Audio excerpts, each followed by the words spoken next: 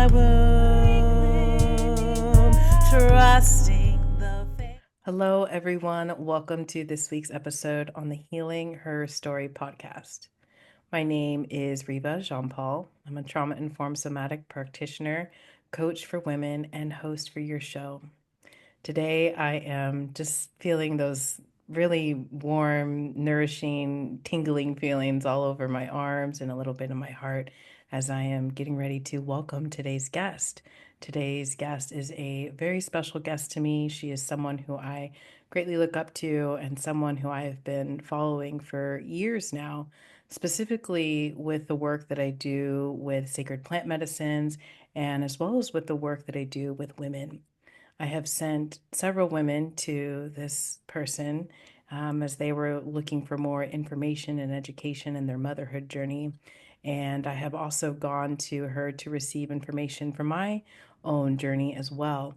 And I have received feedback from the people that I've sent to her and have also experienced myself just the clarity that can come from the wisdom that she is so devoted to sharing, not just in today's show, but out in the community and out in the world. And it's truly such an honor. This is a powerhouse that has blessed us with her presence today. And I'm really excited for today's conversation. I thought you were going to do a short bio. Yeah, that was I just my saw little your intro. intro. I'll go ahead and That read the was so bio now. beautiful. Thank you so Yeah, much. It's so nice to receive your kind words. you're welcome. I always try to put in my own little personal, yeah, perspective too on the person that's coming on. So I'll read Mikaela's bio. Mikaela de la Myco is a mother, MushWOMB practitioner, herbalist, community organizer, and researcher centering ancestral healing modalities, sacred earth medicine, and psychedelic parenting. As a founder of MushWOMB, she provides education for mothers and birthing people, queer folks, and BIPOC in the sacred earth medicine and full spectrum womb care space. In all things, she acts as an instrument of change in the struggle to rematriate Ethiogens. Thank you. Yeah, Mikaela, Mm. welcome to the show. So nice to have you on today. Yeah, good to be here, Reva. Thank you for creating this space. Of course. Yeah. Well, we always start, Mikaela, by sharing a little bit about our story. So, what is your story? I'm a story of a weird kid, very out of place in a lot of these spaces that she was asked to be in. I grew up in a suburb of Los Angeles called the San Fernando Valley, and it's why and how I have this unmistakable accent that likely won't ever go away. And my father, such a beautiful ancestor. He was really on a mission to kind of like westernize our entire family line, right? And like assimilate and adopt and acculturate to, you know, being in the late 90s as an interracial family. And that meant private school, that meant a Catholic school upbringing, that meant going to church every Sunday and singing. And it was so interesting because, like, the weirdness in me continued to just break through all of those confines to his deep frustration. And I'm just so grateful for like my ancestors and my rebellious spirit and like my spirit of resistance to just kind of shine through, even if it meant just getting in trouble, getting thrown out, like being a problem child. And that's certainly where I found myself. I'm very grateful to my mother. She is uh, an immigrant from southern Italy who was raised on the land. And so we are just, one generation away from very traditional herbalism folk practices, in-house care for ailments ranging from broken bones to breech births to, poisonous snakes and all kinds of shit like that. And I'm very grateful that I was raised up in her kitchen.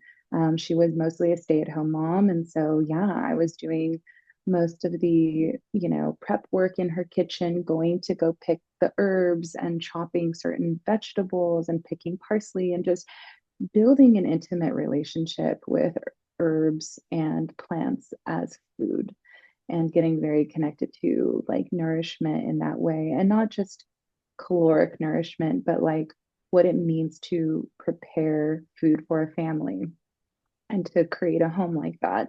So, yeah, this really interesting dichotomy of, my father who was going through an acculturation process and anglified his name at age 7, you know, like kind of peeling the layers on that is really a person raised by a single indigenous, detribalized Mexican woman in abject poverty, who had him with an Afro-Caribbean musician, poet, songwriter who lived in Havana for many years, and traveled and you know I saw a deep grappling with the multiplicity of identities, being an interracial person, even himself, and being a person who wanted to find the American dream and wealth and happiness for his family and had to give up so much of his identity in order to become that. So a lot of my story is being a weird kid moving through these systems and the daughter of weird people moving through these systems and the granddaughter of weird people moving through these systems. And I think in my lifetime, really trying to create opportunities for integrating, um, you know, re-becoming all the things that our families have been and always wanted to be. And so I'm very grateful that there is safety in some ways, and there is a lot of courageousness that needs to take place for a lot of us to be able to live in ways similar to our ancestors. So that is the ongoing work that my story is about. Hmm. Thank you so much for sharing all of that. I'm noticing some tears well up behind my eyes just listening to the polarities of your background, and I can relate a little bit with being a multiracial child myself. And yeah, it's just really lovely to hear all those threads that got you to where you are now. And I also love this piece you shared about your mother having you in the kitchen and encouraging you to build that relationship with herbs and plants at such a young age. I I don't know if jealous is the right word, but like, oh man, I didn't get that, which is okay. But I think that's so wonderful that you had that experience as a young girl, and it makes a lot of sense to see you as the human that you've become today. I didn't totally love it when I was a kid. I was like, I Yeah. want to eat Lunchables and Pop Yeah. Tarts and whatever like big box store cereal. And it was just like homemade lasagna and all the things that we like would be like, this is amazing now, but just, it was very like I was dogged and like made fun of at school for Yeah, like being totally. immersed within my culture, even in some small ways. Yeah. And so, yeah, I'm really grateful. I didn't love it, and but I just see the benefit of children raised up in their cultures and raised up in like ancestral arts, and it's good to see there's a resurgence of that with like nature-based schools and Mhm. schools that are thinking about the kinds of foods that kids eat. Because the way that we treat kids in the world is not preparing them very well for the life ahead and what it's going to take to survive in the world coming. So thank you for acknowledging that. Yeah, I'm glad I have one like living parent. Mhm. My father passed away when I was 14, and so I'm glad that my mom is still around and that I get to kind of carry on her legacy in that way. Yeah, it's really beautiful. Well, now that we know a little bit about what led you to be who you are today, I'd love to talk a little bit more about what we're here to talk about today.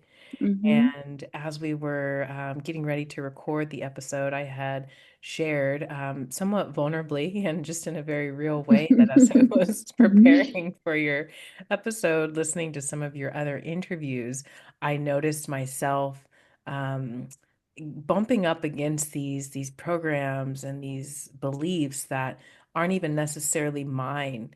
And these beliefs were telling me that some of the things that you were sharing just weren't right or that's wrong. And so I'd love to start there today and ask you, why do you think that so many of us have internalized the belief that ancient indigenous ways of healing either aren't good enough or are wrong or, yeah, isn't something that we can trust? Yeah, thank you for naming that internal sense that you had to resist the things that I was sharing. I actually hope deeply that people have a level of discernment with the teachings that they come across, because just because I'm on a screen or just because I'm like in a podcast episode doesn't mean that I have any qualifications or credentials to say the things that I'm saying. And so everyone should have a deep level of like inquiry, discernment, and question. It's something that has guided my way a lot and kept me safe. So I just want to thank and acknowledge the part of you that's like, I'm not sure about that. So, and then to follow that, I'm always also very curious about what was the installed information that this was now cutting across and getting grainy with.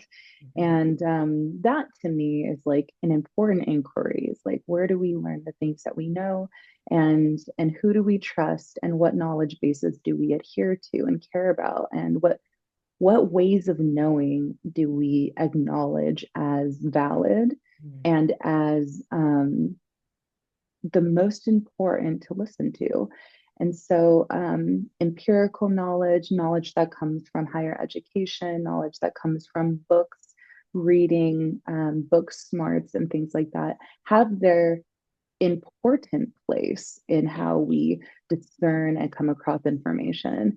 And I also like to make a claim for things like oral tradition, folk ways of knowing, experiential learning, things that you know through direct experience, for example, that people that don't come from higher education rely on deeply for how they navigate the world generally.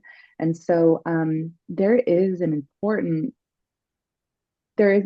discussion to be had about how do we honor those many ways of knowing. And so when it comes to most of my practices that I adhere to, both in my personal life and then the things that I share, I do my best to pull from a number of different worldviews on the subject because it is important. Many people will not have access to the ways of knowing that I do and might need other means to fill in those blanks for them.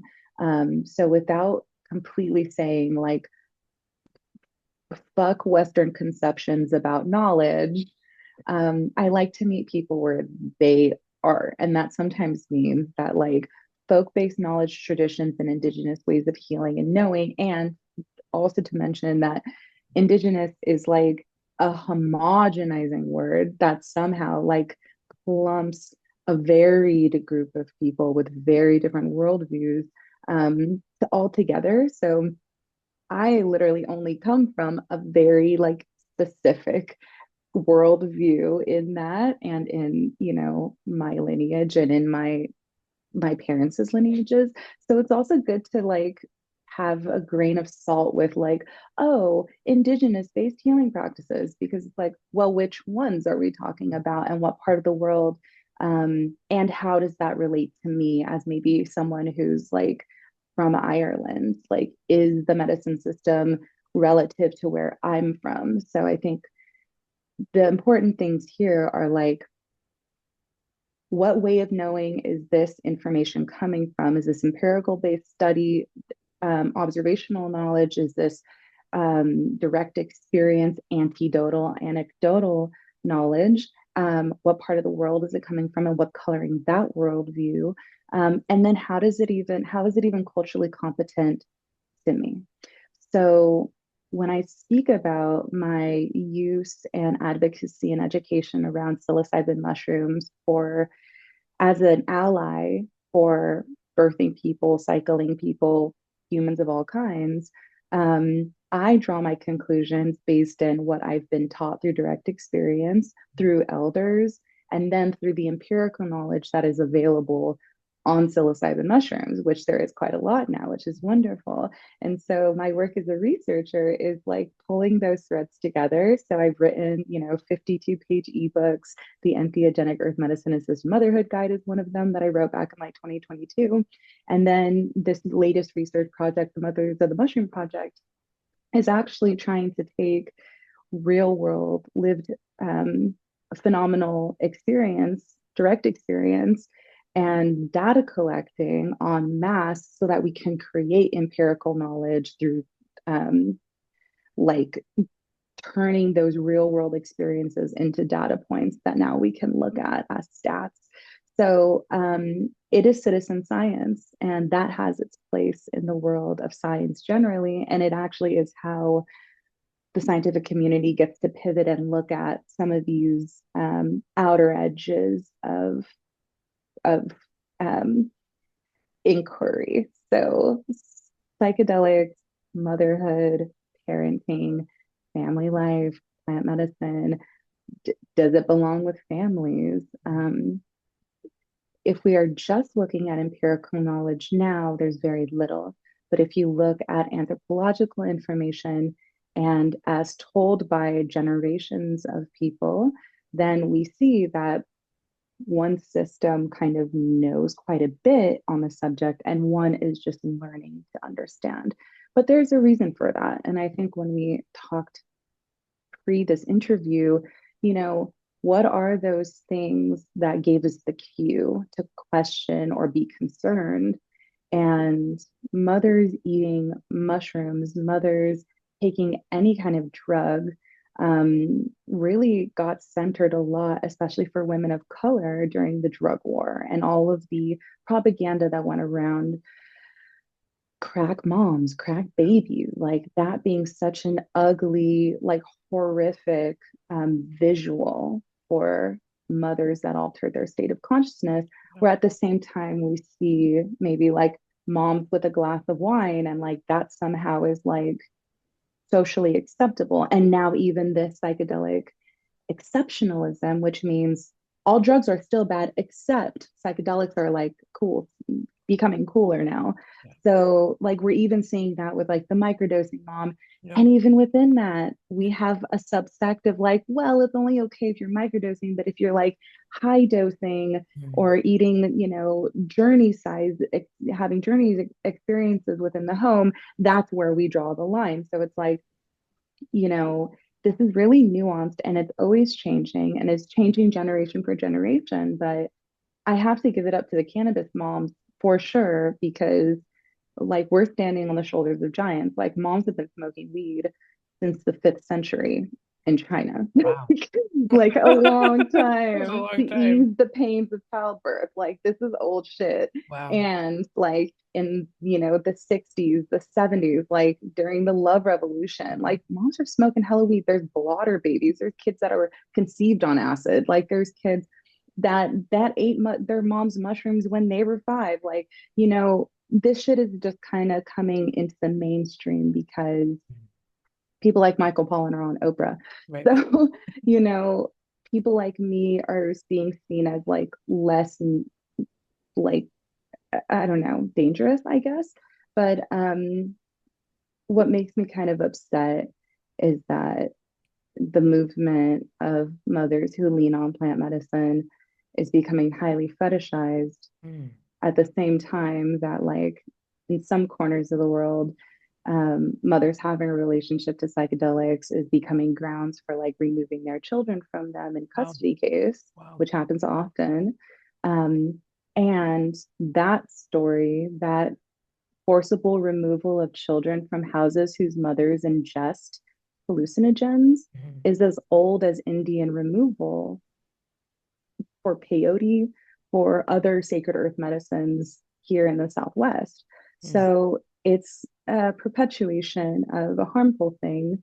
And mothers do have relationship to entheogens and have for a very long time. And a mother's relationship to entheogens has been grounds for breaking up their family because of the United States government's views, because of Christian conservatives' views on what a good family is. Yeah. So I just sit here at like an intersection, remembering what has already taken place, Mhm. what is now taking place, and what will continue to take place because of, you know, um, ways of knowing that think they know better. Yeah. Wow. So much that was shared there. I'm really hearing this invitation for discernment to people out there who are listening to really sense into what feels right for them. And this is something that I talk about a lot on the show is that we only know what's right for us. And so it's important that we can connect with that compass inside that lets us know what is right and what isn't right. I'm also really hearing this intersection, as you named, between what we've been doing and what we've known and what we've been experiencing for centuries, converging with the modern practices of science and learning to work with the modern elements of science in a way in which you're able to really meet people where they're at so that they can kind of bridge both of those worlds together, which I think is really important for the day and age that we live in now, because things are much different than they were centuries ago. And Mm-hmm. yeah, there's also a lot of value that is that can be found in some of the things that have been happening for centuries. Absolutely. And for anyone imagining that the West is the only civilization that does science, I mean, like, Africa has incredible sciences, and Mesoamerica has incredible sciences, and the Caribbean has incredible sciences. And there was a way that people understood the makings of the world before annotation, before language, before written words. Mm. We had a relationship to the animate world and our place in it. So it is important, I think, to just say here that, we are describing a human being's relationship to the natural world. Cannabis is a part of the natural world. Psilocybin is a part of the natural world. And there is a logical fallacy to just say that, oh, just because it's natural means that it's safe. Sure. Um, and so I'd love to discuss safety because that is something that actually, I think informs the United States government to want to do certain things in the name of safety, um, because of things that they might not understand, or like the hesitancy that you might have or another mother might have hearing the ways that I speak, like that might not be safe. And so, yeah, I would love to discuss maybe what looks like flagrant promotion of a potentially harmful substance. Um, when people hear me speak and the things that I know about safety and psilocybin and things like cannabis and herbs and other things too. So, would it be appropriate for me to just speak briefly about what we do know as far as safety in psilocybin and use Yeah. in humans? Please, yeah, I know safety is something that I deeply value in the work that I do with humans, and I know you're also trauma informed. And yeah, I would love for you to share anything that you're feeling inspired to share around that.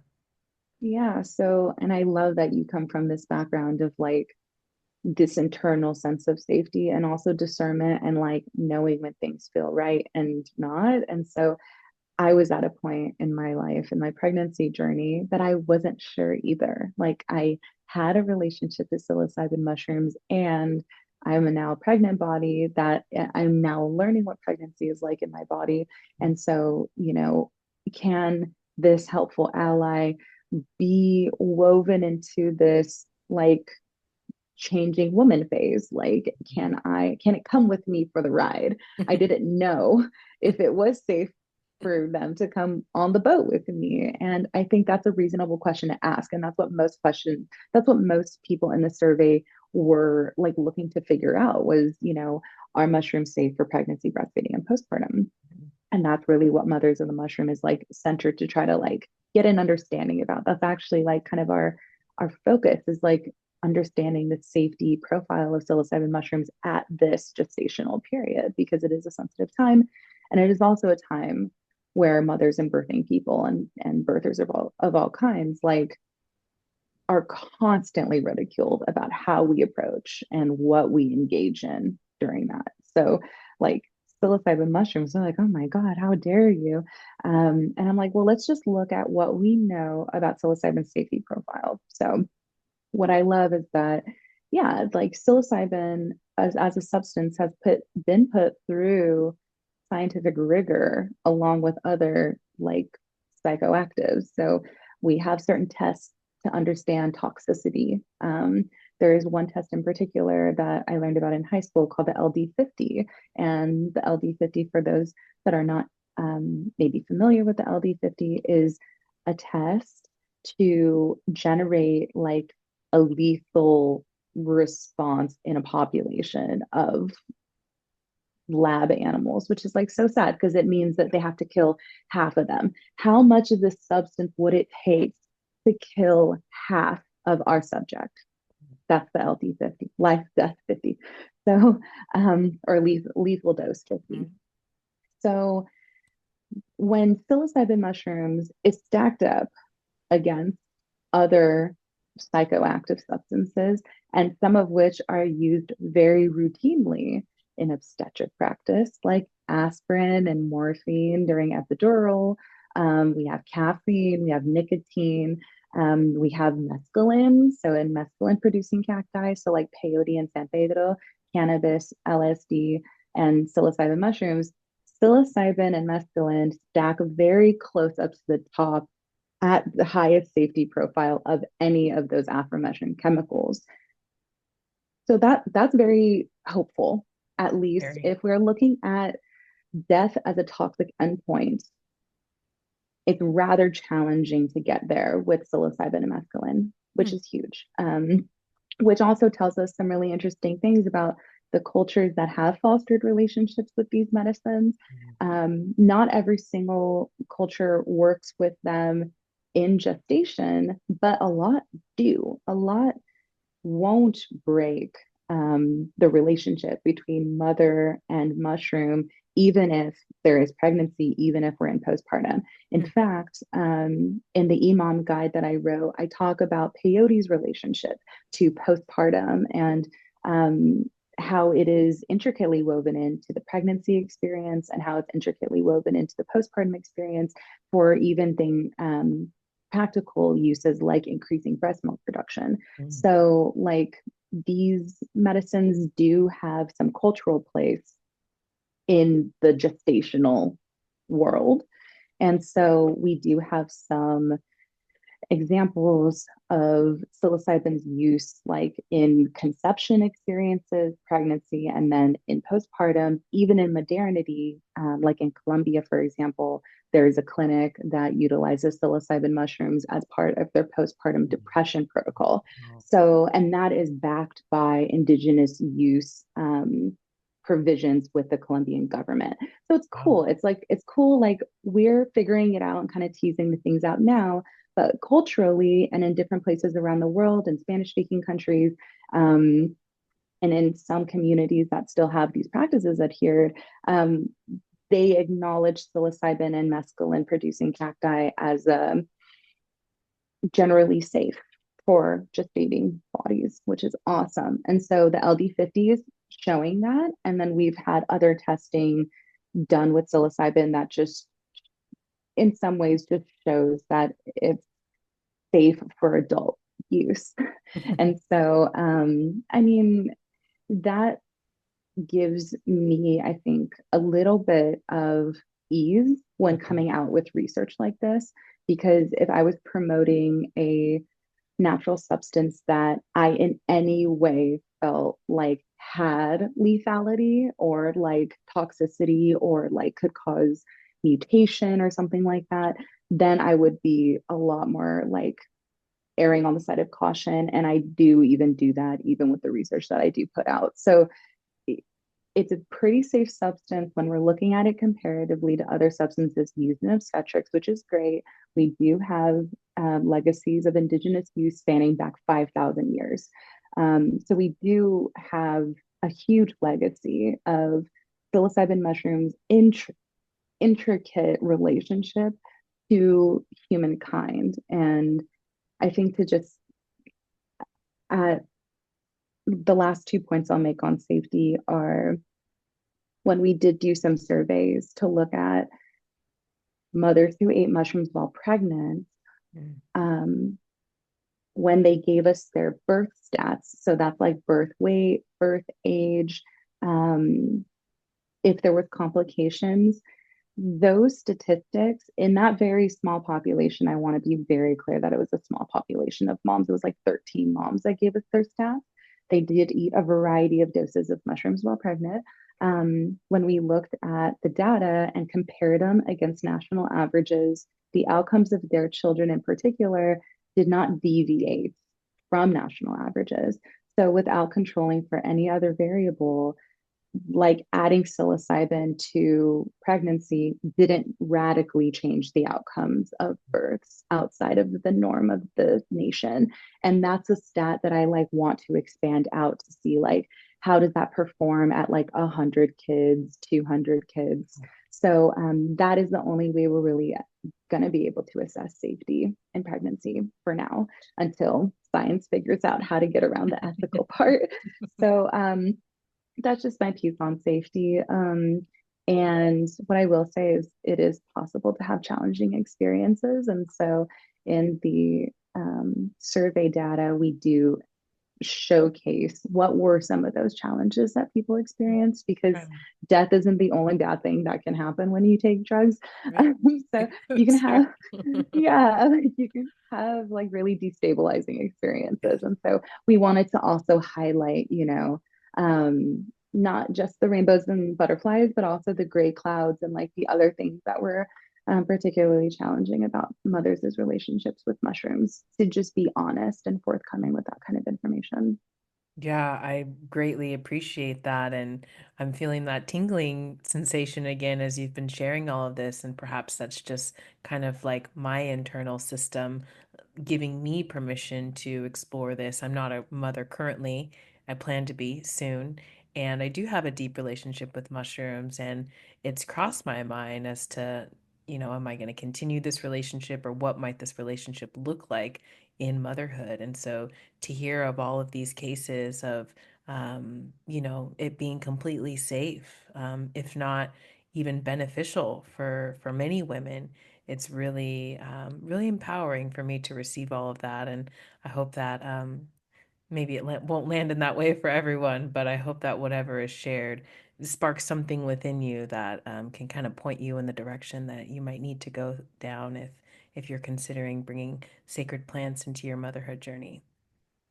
Absolutely. The education, we're working on it, the research, Yeah, we're working on it diligently because when I was coming up, when I was pregnant with my son in 2019, there was very, very little. very little. And Yeah. even asking the question in somewhat, progressive psychedelic online forum type spaces, like, oh, is it Mhm. safe for me to eat while pregnant? And like the kind of ridicule, the kind of backlash, the kind Yeah. of like, yeah, shaming for even asking the question is really not helping the problem No. at all and not leading us into greater safety. So, yes, we take a very harm reduction approach when like talking about this work, and education is going to be liberation when Mm. it comes to this thing for sure. I love that saying, education is liberation. Yeah, it's really beautiful. And all this information you're sharing about the mom with mushrooms, mom on mushrooms, or Mothers of the mushroom. mothers of the mushroom, is all of this information now available? I know this is a study you've been working on for quite some time.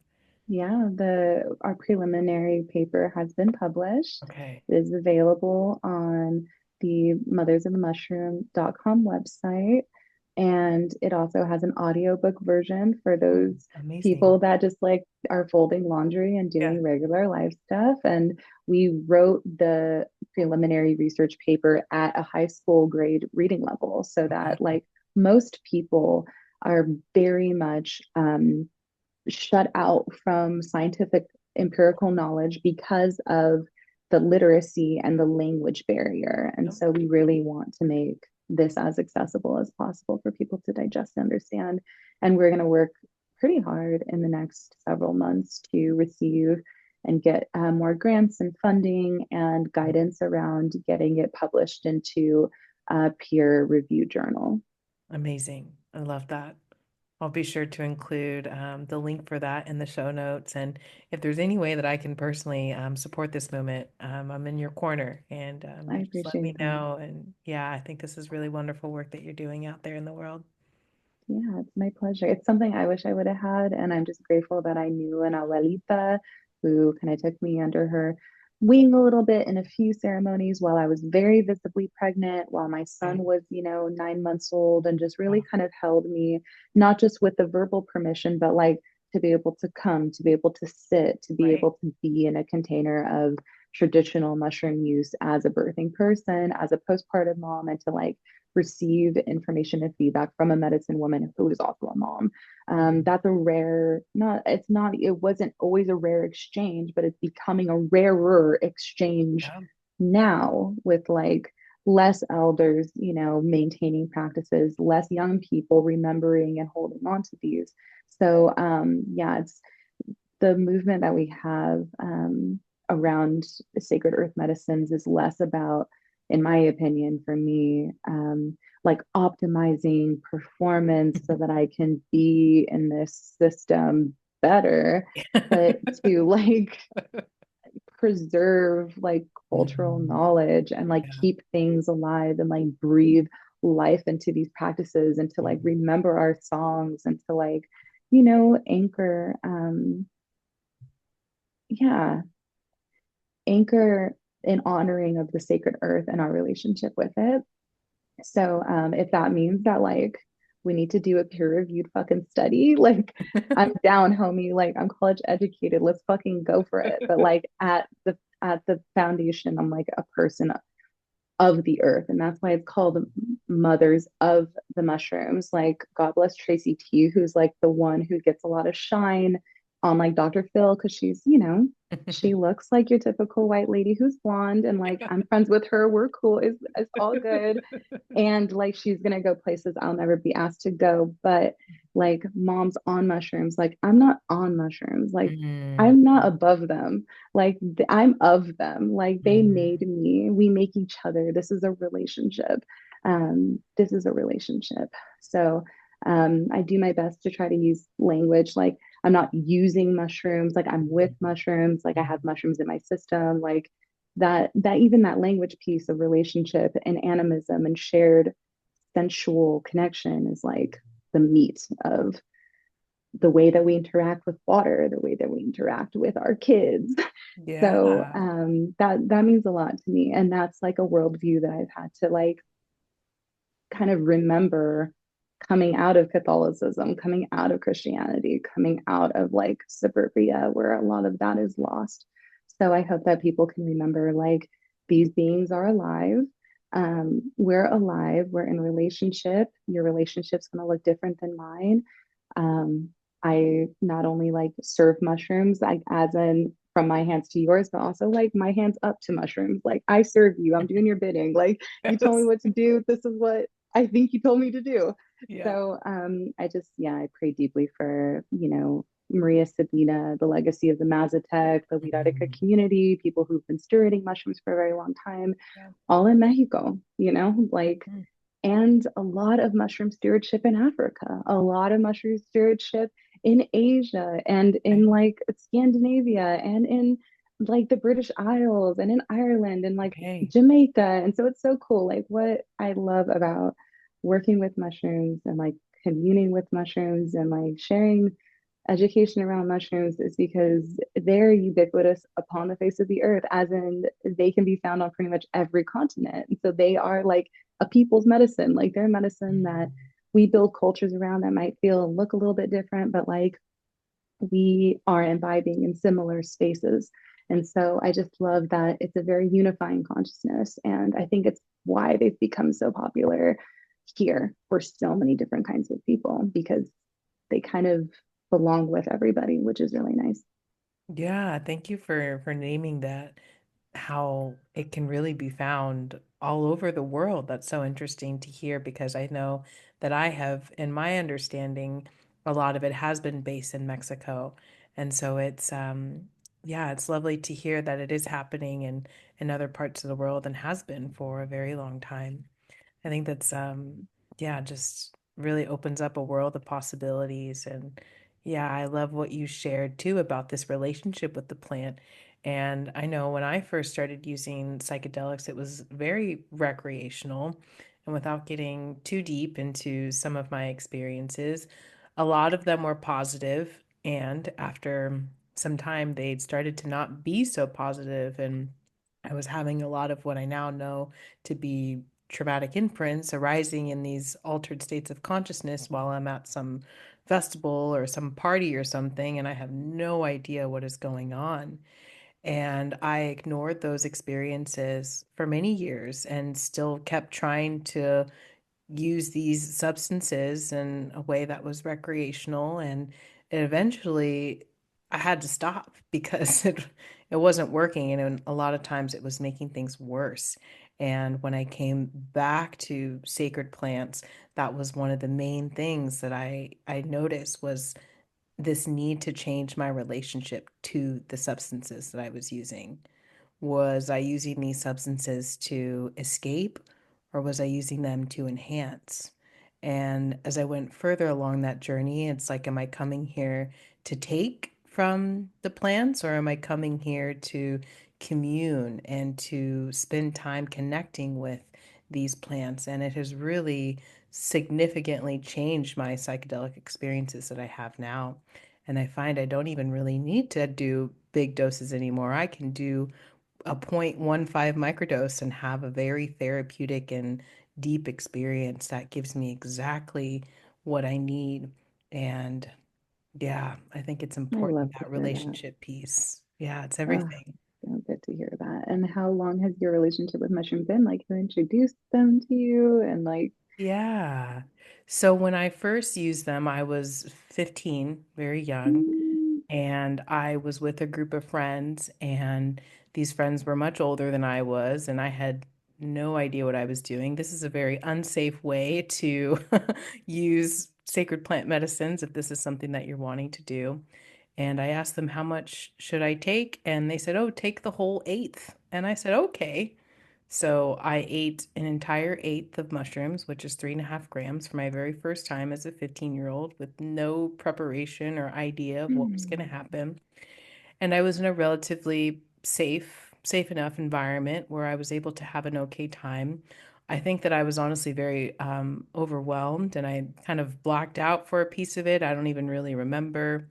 I don't believe anything traumatic happened in that state. I think I was just so overwhelmed by the altered state that my body just didn't know how to process it. And one thing that I remember from that trip was seeing a bush and having it look a lot like a monster. And I was convinced it was a monster. And I was kind of arguing with the people around, like, no, no, no, there's a monster outside. Be careful out there. And they're like, no, no, no, it's a bush. And that's kind of the one thing that I remember from the first experience that I had, and went on to have, other experiences in nature and in different sort of environments. But when it started to change, I think it was a friend of mine who had talked to me about microdosing. And at that time, I really struggled with addiction. And Adderall was kind of my drug of choice. And I just liked that edge that it gave me. And when I was coming off Adderall, I had tried microdosing actually to help kind of give me that edge that I was looking for. Kind of what you've named about using microdosing to optimize our performance. That's kind of how I was initially approaching it, and it did help. I was able to get off Adderall and essentially kind of replace it with the microdosing. And then I kind of went through these different stages of my journey with plant medicine.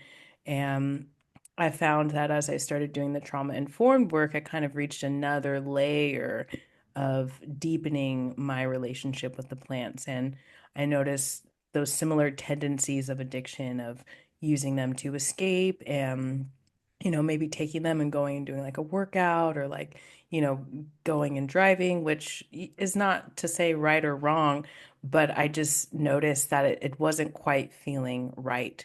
And so as I've continued to study and just explore and change and grow, I've ended up in this place that I'm at now where I literally block out an entire morning to commune with the plant. I take a small amount and I have a very just quiet space where I can really listen and be open to receive whatever wants to be shared with me when I'm in that space. That's beautiful. Wow, Yeah. what an evolution. Yeah. Um, yeah, I love the stories of people's relationships with mushrooms and how they've kind of transformed over the years. And 15 is rather young to come into it. And I would love to say too that um, I think two things I'd like to say. 15 is not actually that young to ingest psilocybin mushrooms in certain cultural contexts. Yeah. Um, there are children as young as 3 years old that begin their relationship with mushrooms, and the context and the intention in which we explore or get introduced is hugely transformative to the kinds of experiences that we have.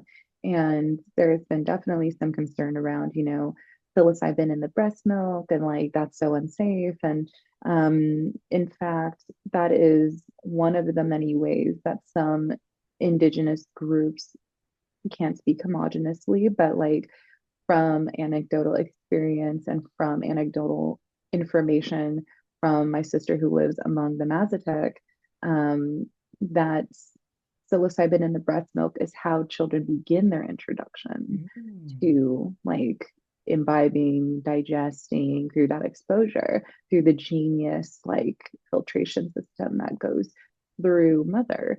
And then the dosing practices are like very much more akin to, a grandmother parsing out dosages that are age appropriate as opposed to like a group of friends eating just bags of mushrooms behind the school campus. And then, so it's cultural context and holding within these frameworks makes a huge difference. And I don't think like the age number is definitely the focus. It's really like what was the context of it. So, there's definitely when I was coming up in college, this idea, like you said, about like eating an eighth is a dose for some people. And for a lot of people, that's extremely A lot.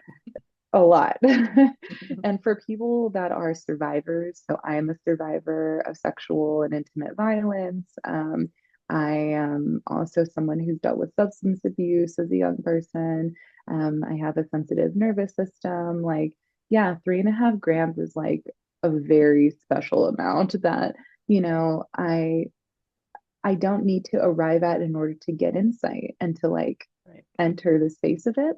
Mhm. And I've really just come to know that we can take a very like kind nervous system central approach to like easing into our relationship with mushroom. And I think that's part of the genius of the way that our ancestors and people living right now do with kids and then bring them up gradually with education and learning about the songs and learning about the fire that you honor and learning about the right offerings that you give and like immersing the children in ritual and in ceremony. Like my son is bopping around while we're sitting around the fire during our ceremonies that we do here at the house. So it's like he's getting the context, he's Mhm. getting the understanding. He knows how to put the offering in the fire in a respectful way. He knows, how to shake the rattle in the right way when the song is on. So it's like, let's not miss all of the components of the the environment around medicine Mhm. that also makes it extremely sacred. That,